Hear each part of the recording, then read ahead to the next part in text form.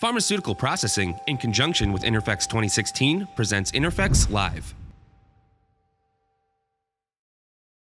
Good morning, New York. How's everybody today? All right. So, welcome to INTERPHEX Live. Our first session is going to be about tunable continuous processing. If that wasn't what you wanted to see, you're in the wrong place. Okay, we got a unique panel today. We have somebody who owns one, somebody who designs and builds one, and somebody who does all the background work and getting the business case put together. Okay? So, we have Lawrence DeBella from J&J. We got Eric Jaycock from Patheon and Andy Christophides from IPS engineering firm. All right, let's get right to it. Tunable continuous process. So, Eric, what is that? So I think volume's good. Okay. I think a tunable process can mean different things to different people. I kind of look at it in two ways. One is that ultimately from a process point of view, it's tunable in the point that we can learn how to adjust the process so that we can make a consistent quality of product for inconsistent feed stream, which that's something that we don't really do in the pharmaceutical world. We assume that our feed stream is consistent when it may not necessarily be, and actually we then try to test the quality and then end up failing a lot of batches for that. So I think that's the tunability and the fact that we can engineer it and understand it, be able to turn it around and control it. The second part of the tunable is really the ability to kind of be flexible with the way that we run it as far as batch size. Batch size being able to meet demand and be quicker to market. I think from a supply chain perspective, you can also look at tunable on making your supply chain flexible. If you have, if you can vary your batch size, makes your supply chain flexible. But also there's a number of advantages on continuous manufacturing that gives you huge flexibility advantages in your supply chain. If you are able to develop your product faster, you have a better speed to market for many products. If you have a faster tech transfer for some products, you can be faster to market as well. If you have in your commercial manufacturing shorter cycle times, lower inventory, you can react faster to variations in your forecasting. Gives your supply chain more flexibility as well. So all of those factors, I think there's all the different levels of tunability. All of those factors make continuous manufacturing very adherent to tunability. One of the things I look at is, coming out of development, we got a pilot scale batch. Usually we got to go through a couple of iterations to get this to what we want to be as scale. I mean, this has got to add some significant speed to market. Wouldn't you agree? Well, you might think that if you have a very short tech transfer period, so transfer from your development to your commercial manufacturing, that automatically you would reduce your time to market. It's not the case. It's only in some cases if you have an expedited process towards the market. Most of the time, the results of the clinical phase 3 are on the critical path. So it's not always the case. Only if you have an accelerated speed to market process, then you can take advantage of this. Breakthrough therapies like Vertex talks about, they saved a couple months with a breakthrough therapy.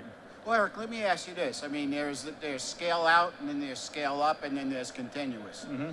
My experience in the scale out is we just clone the process. We make ourselves another line. We just keep doubling this up. From that standpoint, how does that compare? And when we also want to talk about the comparability of that economics as well, the business case. Yeah. So I mean, I think the interesting thing about continuous manufacturing in the pharma world is that our products are relatively low volume compared to what they are elsewhere in other industries. They're relatively high value. And so what you see is actually our challenge is how do we make these things slow enough that we hit our market demand in a reasonable way. I mean, most products that we talk about don't necessarily saturate the capacity of even what we would consider a relatively small continuous manufacturing line. So what that means is that you kind of have the situation where You can think about one product on a line takes up 15% of the capacity, so the line will be multi-use. And then if you ever get to a point that you are lucky enough to get that blockbuster thing, you know, the Tylenol or the new diabetes medication, that's when scale out becomes a real possibility, and it's copy and paste and clone. And I mean, I think part of my philosophy is to be modular with all the equipment so that we can configure it for each process and product individually. And that way you have that possibility of deploying quickly. You have your modulars, you know how to build them, you build them up and deploy them into a suite anywhere you like to. Lawrence, how much of that goes into the business case when you consider it? In other words, I'm going to clone a line or I'm going to go continuous process. How does the thinking behind that work? Well, there's a few aspects. If you are wanting to clone a line towards commercial manufacturing, you will towards commercial production, you will first of all want to copy paste exactly the same. It never works in reality. It will be in a different site. Some companies, they will try to launch from their own equipment where they did the development on. That is possible in some circumstances, but in large companies, it's not so easy because very often you have conflicting objectives or conflicting interests for development organizations and commercial organizations. The development people, they want that line as much as possible available for experimenting for development of new drugs. While the commercial organization, they want to produce and they do want to let go of the line. So different objectives for that same type of equipment. So in larger equipment, in larger organizations, it will often be difficult to launch from the same equipment that you did the development on. I'm sorry, we can attest to having been in the engineering and construction industry for 25, 30 years. Every project starts out as a clone, and they never end up that way. So we can definitely attest to that. And hopefully we'll get soon to the point where we're cloning continuous manufacturing lines. Well, let me direct the question at you then, Andy. I mean, when you go into a client and all of a sudden, and I think this happens a lot in our business too, is you come in and the client wants A and it really turns out they want B or C is really what they want. So how many times have you seen where you go in and they want to do an expansion or a capacity increase and they ask you to look at continuous versus clone, or what kind of conversation do you have then? Well, continuous, so the 2015 was a big year for continuous. And right now, we've got 3 projects in-house for continuous OSD, which is a big deal. And as opposed to, this is the first we've seen. And so, continuous has been around forever in the food industry and the chemical industry and consumer products. But right now, the 3 projects that we're working on are fairly unique. All 3 of them are quite different. 2 are for contract manufacturing organizations, and 1 is the next generation of we're all looking at the Gaia Consigma platform here in front of us. It's the next generation of the PCMM, and they're all significantly different. And this PCMM is like Eric and Lawrence were talking about, modular and rapidly deployable, can be installed anywhere in the world in a location that has the greatest need for a particular treatment, and that's where we can look at being able to react to market demand and get these things into operation much more quickly than conventional batch process. Well, let's talk about the conventional batch process. In other words, we're going to scale out, not up. Well, let me ask you one question. One of the things that we've always felt was these things turn out to be purpose-built. Eric, let me ask you, from a CMO standpoint, I asked you to build it for, I got a continuous process for, you're building it for A. What happens when a guy comes in and he wants you to make B? How's that work? Absolutely, and that's what, so my experience in my career from, trying to implement at a graduate school level and then implementing within industry has been that what I've learned is that, as Andy says, things often change. You get a different product, something needs to be different. And that's where I agree with the modular approach, but my modular approach is actually at a smaller scale. My modular approach is around each individual piece of equipment where I can kind of snap them together like Legos And for me, that's gonna be that type of advantage where I can accommodate other manufacturers of equipment or other flow sheets to accommodate that particular product and that particular process. So the room is really the room is just a shell. And again, you know, to talk about construction, I need these utilities in the room to support this thing. And then after that, I'm bringing in these completely standalone pieces of equipment that I just have to have the ins and outs, and I bring them together. And that way we can start really exact copying the process, even in very different environments. And that's my philosophy and approach to CM. And I think that what Eric's talking about is extremely important, because I think that's one of the big challenges facing the companies today who have been successful in implementing continuous manufacturing, in that you know, in order to achieve the increased uptime, the better production equipment utilization, you need to minimize setup, changeover, cleaning.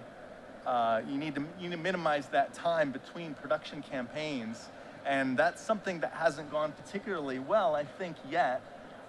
So the development of these modular feeder arrays, perhaps a combination of feeders on a solid mobile base that can be more plug and play, as opposed to having to take these systems apart in a more labor-intensive and painstaking way. Equipment that's difficult to clean, it's got to be, you know, assembled and disassembled between a production campaign. That can really kind of derail an implementation. Yeah.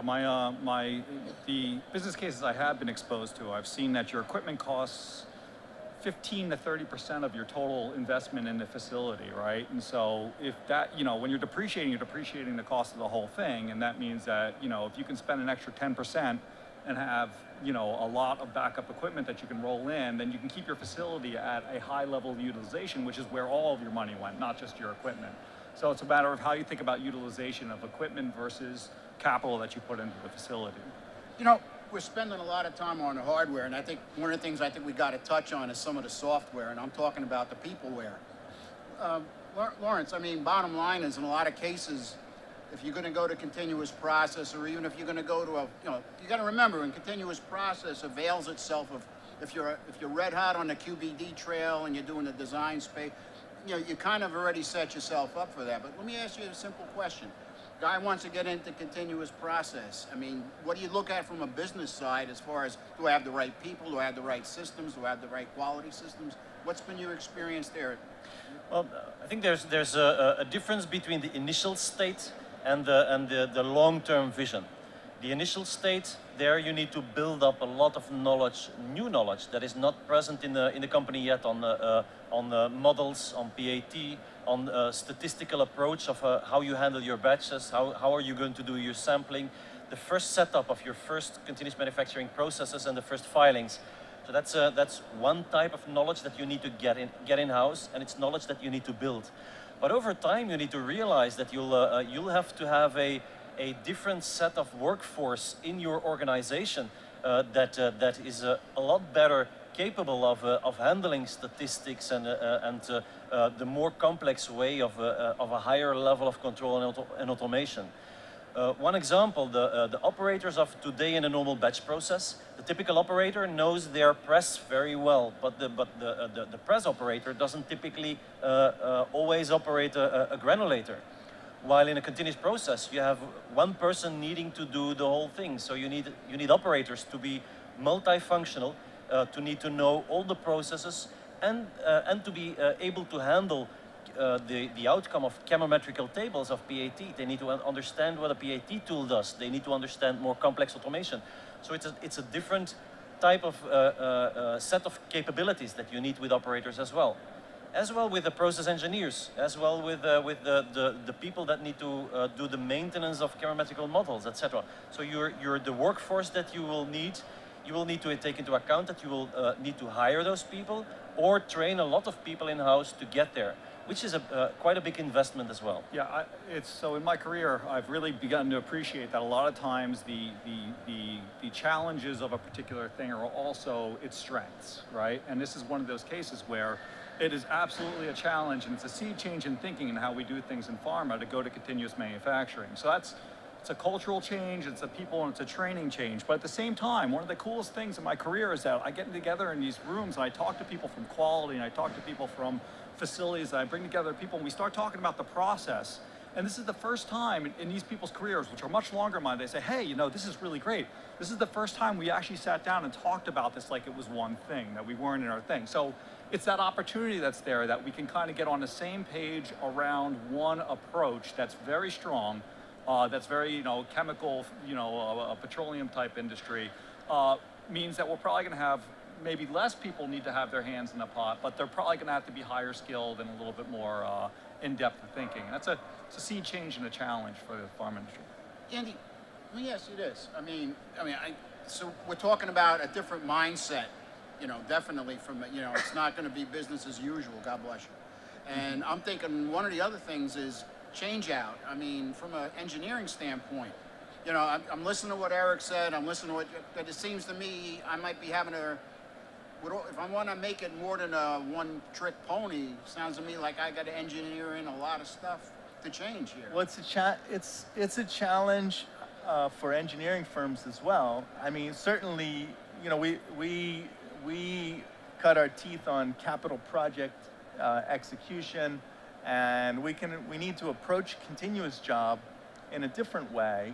A continuous job is got a much more of a need for more complex automation, and really calls for the use of more advanced engineering tools, design tools, building information modeling. Everything is connected as opposed to a conventional batch system where, you know, your unit operations are almost in different plants in the same facility. You've got, you know, way dispense, you've got granulation, you've got blending, you've got dosage formation, you know, capsule filling or tableting. They're decoupled, they're being run in separate rooms on separate days. In continuous, everything is connected and integrated, and you've got PAT overriding the entire production train, and you've got more of a need for a distributed control system probably, whereas you might not even need one in a batch process. So there's a challenge. So we've got that aspect, but then we've got an opportunity to fill what is the real gap in talent now, which is the PAT modeling and the process development, and it's the thing that is probably holding continuous back the most, is the need for those skills. And so it's an opportunity perhaps for engineering firms. It's a non-traditional service, but it's one that we should be looking at. That's interesting. Let me ask you a question about, you know, from an engineering standpoint. I open this up to the three of you.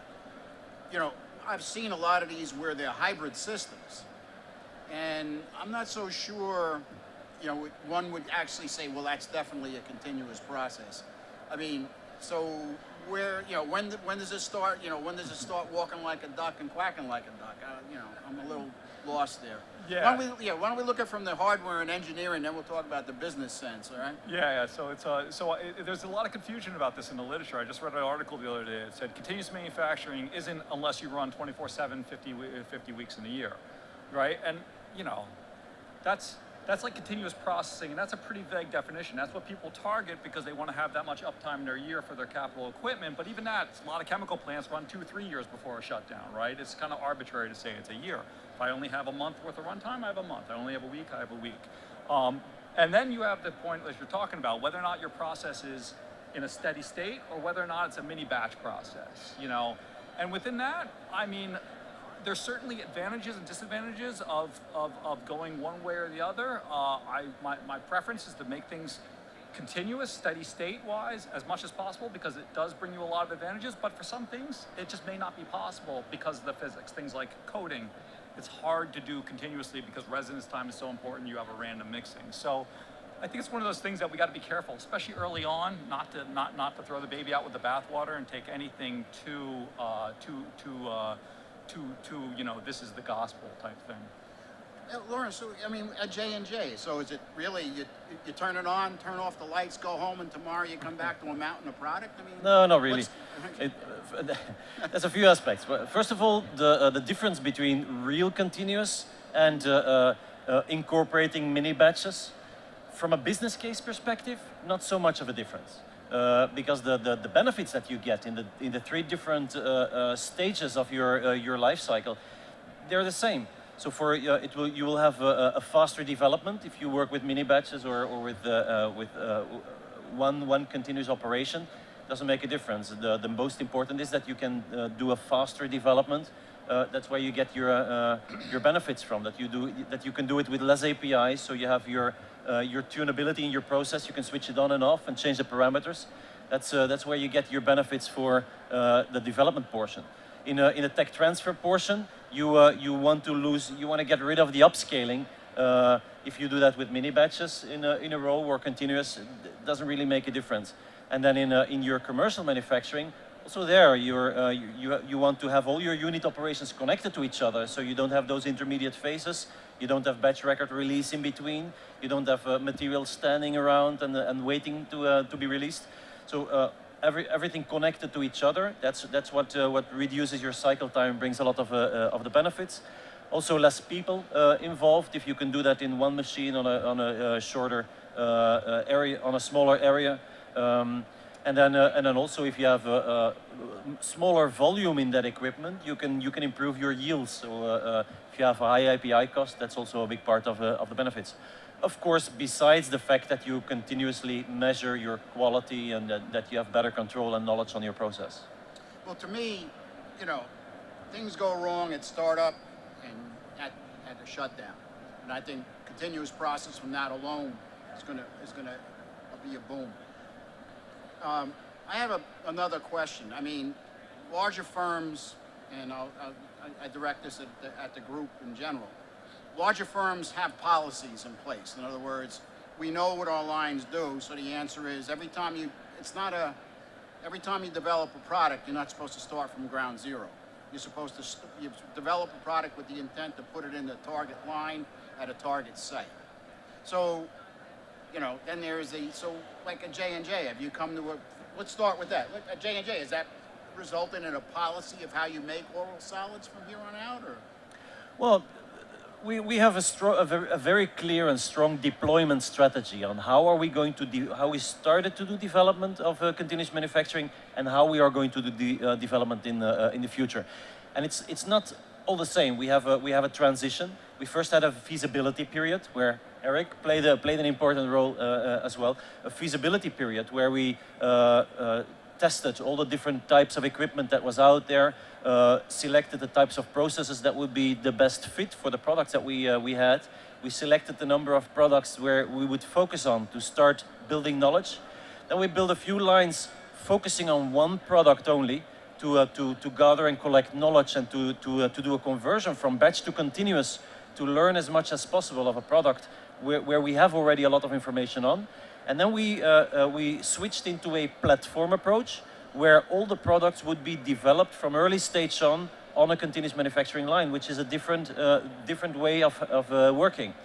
So going through those stages, building up all the knowledge and incorporating all that knowledge into the different way of thinking in the ones that we switched to a platform approach, that's the way that we deploy at J&J.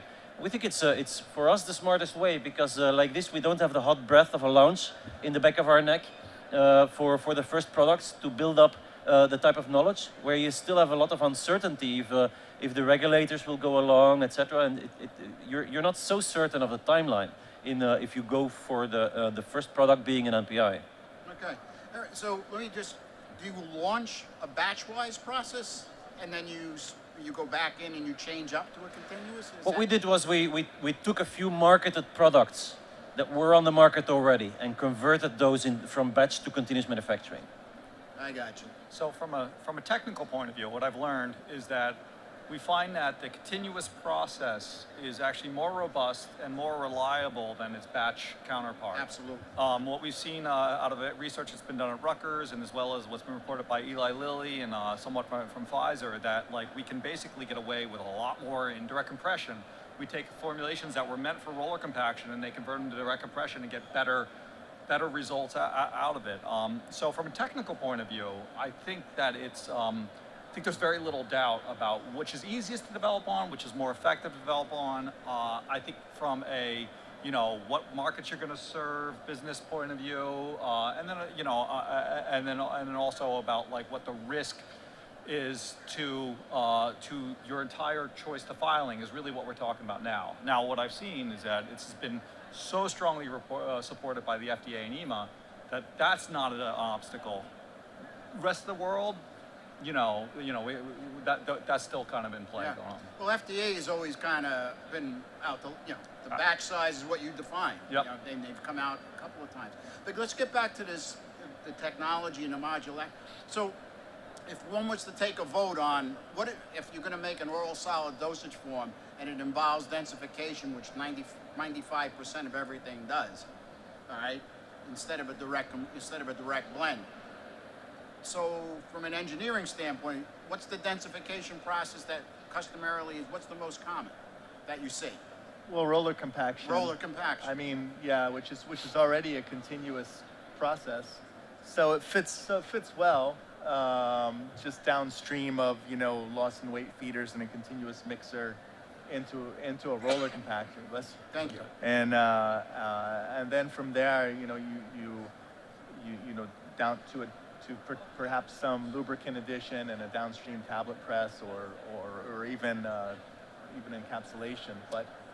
But it's the roller compactor. So that's well by suited. far the winner, right? Well, for new What do you products, think? if you follow the Eli Lilly team and what they've done, they took 9 products that needed basically some level of densification and converted them all to continuous manufacturing. And a roller compactor is not a cure-all.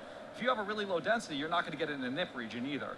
So the key question is, what's the size of your unit dosage? How much do you need to get into that thing versus how much do you need to get in that roller compactor, and how big is the difference between those two, right? So not everything works in roller compaction.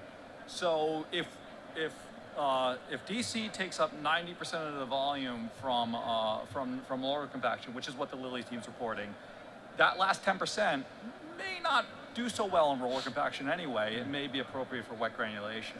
That's conjecture on my part. I mean, we certainly intend to have the ability through the modular approach to be able to do wet or dry granulation for various reasons, but just from a pure technical point of view, it looks like new product development, the window that dry granulation would fit may be smaller because you can get so much more in a DC line.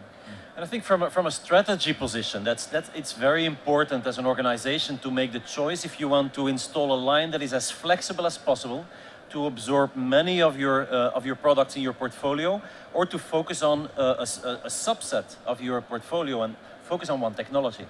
And actually, to go off that, right now we're talking a lot about about brand pharmaceuticals, right? I mean, generics. I think there's a totally different business case and approach for generics, because what we really care about is being material sparing when we're developing, saving that money and being able to get rapidly through development without producing too much material.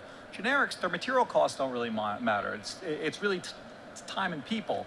So like something like, a big CSTR type fluid bed or 2 of those in series where you're spraying and drying might be a great solution because they could do anything in it, and they're not caring about the fact that it's going to take them 2 hours to get up running in a steady state, something of that nature. So again, generics versus the brand, and high volume versus normal volume production. Well, you bring an interesting point up. So Andy, you got, without divulging any of that top secret information, you got 3 clients. Are they all branded? Or are they generics? None of them are generic. Well, 2 are contract manufacturing organizations, and one is a team of 2 branded. Yeah, but also looking at a potentially flexible platform, for contract manufacturing. Well, that's where I'm coming from. So Eric, talk to me. I mean, everybody thinks continuous process, and there you are. You're a CMO, so you got to be. So you guys you're out there. So what do you see happening here? You think this is going to be something everybody outsource? We got somebody who owns one here at the end of the table. So. Yeah, well, I think that I think it's an exciting time, because there's a time, like I said, there's going to be a lot of institutional challenges around getting around this.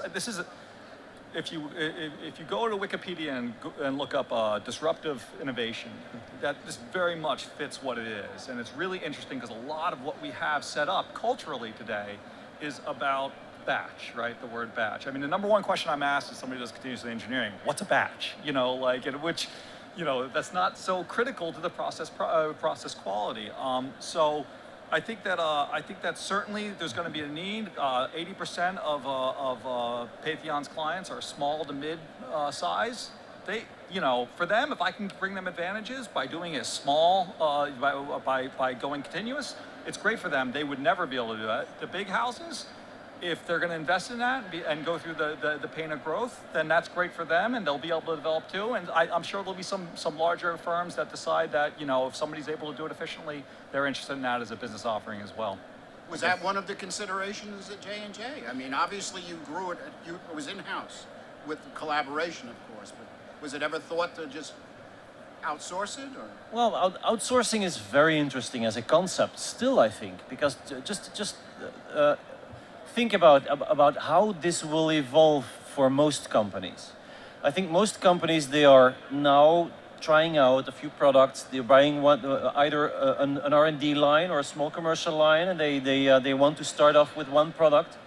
They will reap the benefits. They will realize, oh, actually we can do this for many products, but the investment is quite large. So you only have one line or two lines in your supply chain. If you start to bring in more and more products, you'll need flexibility in your supply chain. With one or two lines, you don't have that flexibility. CMOs can help out very well to have that flexibility. So if you would be able to have a mix as a large pharma company, to have a mix of capabilities in-house and at CMOs, you can move products around and you can be flexible in your supply chain. You can also, when you have your product that is coming out of development, that is a blockbuster or that will promise a lot more profit in your continuous manufacturing lines, you can move out one, that is holding up all your capacity in one line, bring it to a CMO, and then move in the bigger profit product on that continuous manufacturing line as well. So it gives you more flexibility. I guess the opportunity to develop in that manufacturing scale is what makes this all possible. Yep. Right? Yep. And I think what we're, you know, kind of what we see going on there is that, like, so with the ability to be flexible, to be interchange, I mean, we have this opportunity with continuous manufacturing to understand the process like we never have, to actually understand how material properties influence it, and actually write, I'm going to call them recipes that are physics-based, so that we can understand that if our material properties has this, and we're using this piece of equipment, this is the type of performance we can expect out of that unit operation. And I think this is the challenge for all of us, is to work together on that fundamental knowledge, building up something like, I used the word S88, which is batch recipe deployment, S88 type approach for continuous manufacturing, so that we can exchange recipes that go from one piece of equipment to another, you know, and then you get good performance on the first pass. It's all possible. We're going to learn a lot more in the next 5 years, but we have to, as an industry, work together and share those learnings about how we're understanding our process, how we're understanding what's critical to it.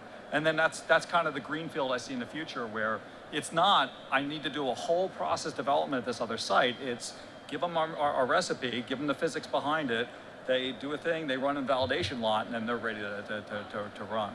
Very good point. And I think that is one of the two key things for the future of continuous manufacturing. One is collaboration, pre-competitive collaboration, building together as much as possible knowledge to get over that critical point of knowledge that we need to bring continuous manufacturing forward.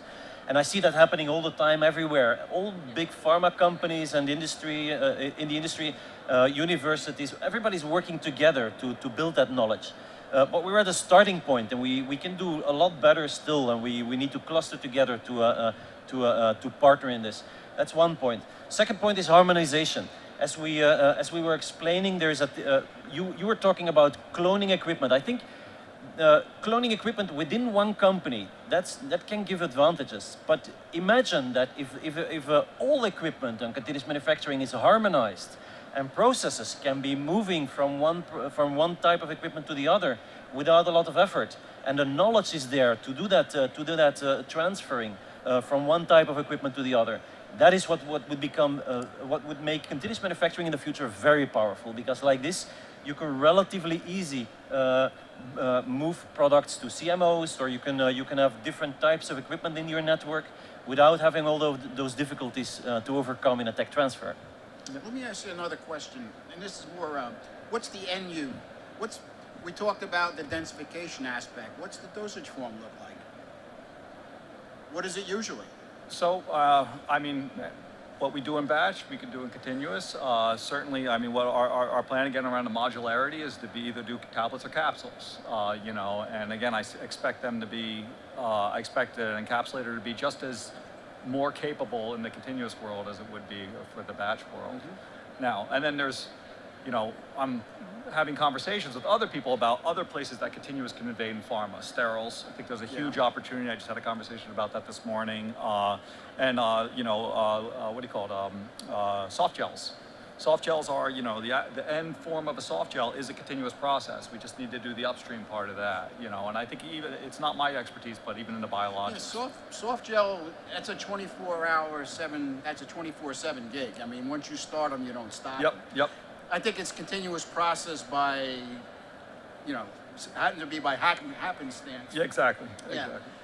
Let me ask you another question, and that is, obviously supply chain is going to have to be airtight now. So, how far back are we going? I mean, with guys with continuous process. In other words, we used to have a list of requirements when I was at Novartis for 30 years. We worked on making sure that the stuff that we got from our chemical group was going to be the right crystal structure, the right moisture content, the right, you know, the whole bit. Because invariably that can really screw up the works. So how far back do you require? Was it a total different thinking? I mean, we talked about this continuous process. I guess it would be, let's look at it from your standpoint, Eric. Has that become part of? So there is a big conversation right now whether or not this is going to be a, you know, we're going to do maybe continuous in API in drug substance, and then maybe continuous in drug product, but never the two shall cross. Or some people, Novartis, for an example, is pursuing the idea of end-to-end continuous. Yeah. And I think that I think that there's pros and cons, and I certainly think on a product-for-product basis, there may be some products that really lend themselves to going, you know, straight out of a, you know, crystallizer or however you're going to do it into a emulsion melt and then into an extruder. That would be a really nice way to develop a product, right? Now, that's not going to work for every chemical, because also the farther upstream we move, the more we get involved in chemistry and active chemistry and what's happening with each particular product. So I think one of the things that is underappreciated is that we make 99% of our products through basically almost, you know, one of three pathways, and really one of two pathways, which are very similar. So there's robustness in that approach. There's definitely going to be benefits at the times that we can do end-to-end continuous. It's going to be one of those things we have to figure out if we can build a platform around end-to-end continuous like we have in the solid dose. I don't know. Andy, on the engineering side, if they had to, you know, because obviously you guys are adept at synthetic chemistry as well as the process part. So have you seen a crossover here, or what are your clients doing? Not yet. I mean, right now, you know, we're the continuous jobs that we've seen are our drug product. You know, it's solids handling, starting with you know, conventional, or basically feeding the raw materials to loss and weight feeders, so that process taking the place of a conventional weigh dispense system, but. Yeah, but like Eric's saying, I mean, it's right now, we haven't seen end to end. No. So. But we know, you know, certainly companies are working on it. You talk about a logistical change. I mean, you know, most of our API plants really aren't usually GMP right up to the crystallization step, right? And then our oral solids dosage have no ability to deal with things like solvents.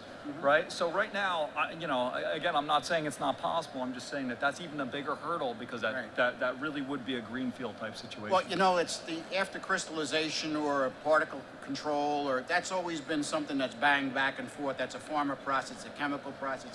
Bottom line, I'm just wondering where that's going to come down here. You follow what I'm saying, you know? I do see quite a lot of work being done in the drug substance, continuous drug substance, separate. Not all the time end-to-end, but drug substance continuous manufacturing separately. There's a lot of research being done. There's a lot of pharma companies that do a lot of work on that as well. and also on API engineering to feed into continuous manufacturing. So shaping the morphology of your product to make it more flowable, to make it easier to handle in continuous manufacturing processes. There's a lot of work being done in that as well. Yeah, I think traditionally in the API side, they have not focused on what's the best chemistry for getting to my end product. They focus on what's the best chemistry that a batch chemist can do, right? Right. And I think that, like, I know, so I have some colleagues at Patheon who do really great work with scaling up microreactors into large, you know, and these types of things. Again, scaling a microreactor up to a large reactor is probably not profitable in especially chemical, but it is in pharma, and that's a powerful approach. All right, we got about 5 minutes here. Let's fast forward about 15 years here. So there you are, let's assuming you're still actively working away at J&J there. So where do you see everything, where do you see this happening? Just give me a blue sky approach here. What do you think? Well, first of all, I think that many big pharma companies will have switched from an individual product approach to a platform approach, where they will do a big part of their portfolio developing in continuous manufacturing and deploying that to their commercial network. So there will be more and more continuous manufacturing lines in the different sites, commercial sites of the big pharma companies, I think. Probably in 15 years, the generics will have will pick up as well. Will take advantage of all the knowledge that has been generated by the bigger pharma companies. The bigger pharma companies will probably have clustered together a lot more than today to generate common knowledge and understanding of processes. Probably there will be centralized material databases with all the characteristics needed that you can use in continuous manufacturing. So I think there will be a common knowledge base, and continuous manufacturing will be the platform of the future. I am convinced of that. I agree. But the way that vendors will look like 15 years from now will be completely different as today as well, I think. I think the future must be modular and harmonized.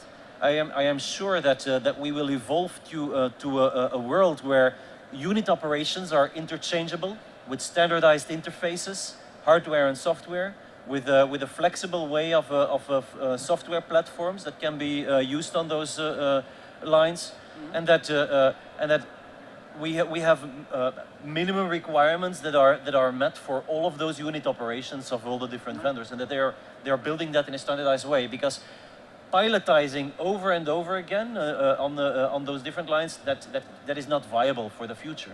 It will evolve in a way that everybody is working in a similar way on those unit operations. Well, I mean, obviously, Eric, you guys at Patheon, you guys see it, so you're putting the money up front. So obviously, you see this as the trend, huh? Yeah, and like I said, what I think is the trend. What I believe, I don't know what it's going to look like in 15 years, but I bet it will be different. Which, 15 years ago, it wasn't that different, right? And so what I think we're going to go to a time of innovation, and that's again where I come back to the idea that I'm going to build something with a modular idea in mind. So when the next great technology comes out, I have the ability to pick off that one piece of a technology and insert it in. And like you were saying, end to end versus OSD. I don't know. That's going to be something that's just, it's not even a technical thing. It's so much a business thing. We're going to see how that works out. But for me, the onus is on staying flexible, staying capable to meet that demand through like a modularity. And to back up what Lawrence was saying, I agree with him that the vendors will look different. I think the main difference is going to be that what they're going to do is they're going to supply you a piece of equipment and a technical, like a model or models to describe how it works. I mean, when we design an airplane, there's probably 5 or 6 or 10 different types of models they use to understand the dynamics of the wings. This is what we're going to start to do with our different pieces of unit operation, and then we can bring them together in a flow sheet modeling type way, design our process and go forward. So what do you think, Andy? Yeah, you're building more and more of these. You said it was a great year so far, right? Well, the collaboration that is, characteristic of continuous manufacturing is really unprecedented in the pharmaceutical industry, and it's academia, industry, and engineering firms really need to become part of that collaboration, and so playing a role in terms of having these equipment models, having these intelligent P&ID database models, so that the engineering tools, design tools have to be ready in order to make sure that we don't lose this momentum. Because when it comes to us, the last thing that we can afford to have happen is a failed project. We got to be ready to go. We have to be in a position to to leverage like equipment models of typical continuous manufacturing equipment. The intelligent database allows you to to generate the flow diagram, the schematic, the instrument index, the I/O list, the equipment list, the valve list, everything that the integrator needs to go. So it covers the entire spectrum of deployment, I think. With that, I want to thank everybody. Appreciate it. Thank you very much. Pharmaceutical Processing, in conjunction with INTERPHEX 2016, presents INTERPHEX Live.